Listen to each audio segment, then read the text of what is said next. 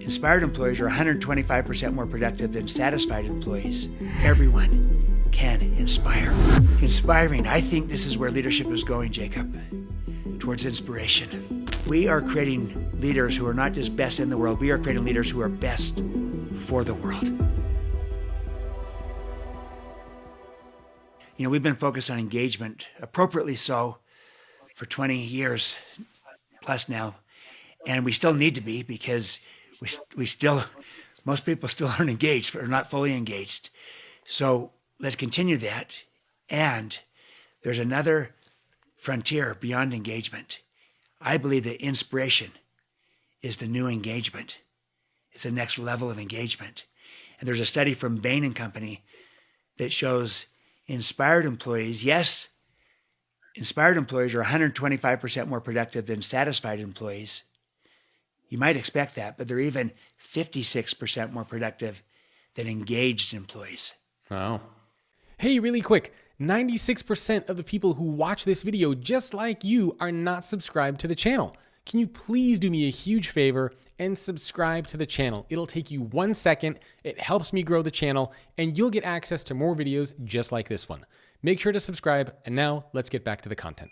So there's another level of performance that's possible. And not only will they perform better, you'll generate better well-being when people feel inspired. So they'll be happier. There'll be a better culture.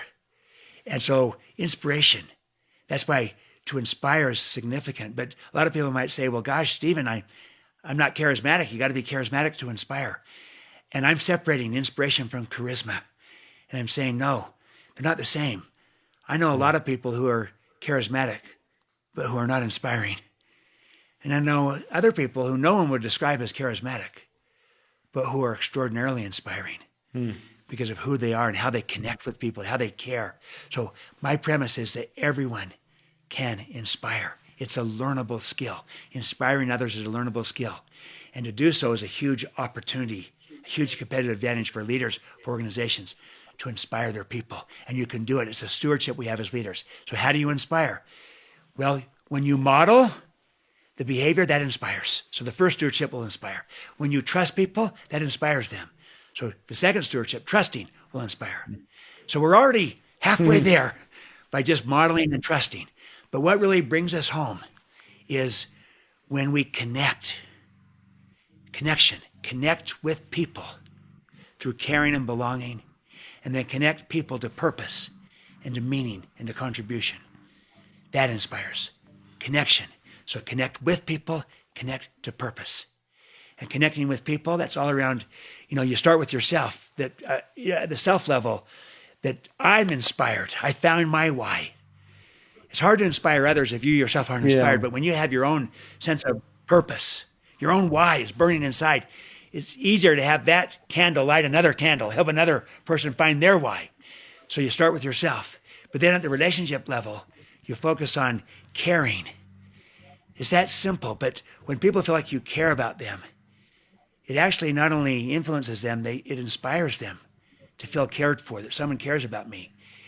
It's like the expression goes, we all know people don't care how much you know until they know how much you care. Caring. We can all do that. Small acts of caring, big acts of caring. And then at the team level, it's belonging, a sense of belonging and inclusion. I'm part of something. So in our family meetings that we did in my family, our weekly meetings, we would have a family motto where we would say this to our kids and to each other. Here was our family motto. I am important because I belong to a family that loves me. And we were trying to create a sense of belonging with our kids, with each other.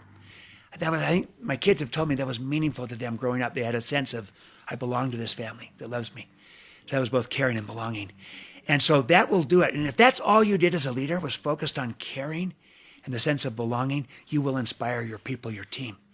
If you do one more thing, if you also connect, not just with people through caring and belonging, but connect people to purpose, to meaning, and to contribution, that will inspire too. And I think we can all do this better, more. I was with the Pepperdine University and went to their graduate school of business, the Graziato School of Business. And here's what their purpose is. We are creating leaders who are not just best in the world. We are creating leaders who are best for the world. Best for the world leaders. And that sense of purpose permeates the entire school of business. Their professors, their students, their staff, the janitors, everyone working there, we are about best for the world leaders.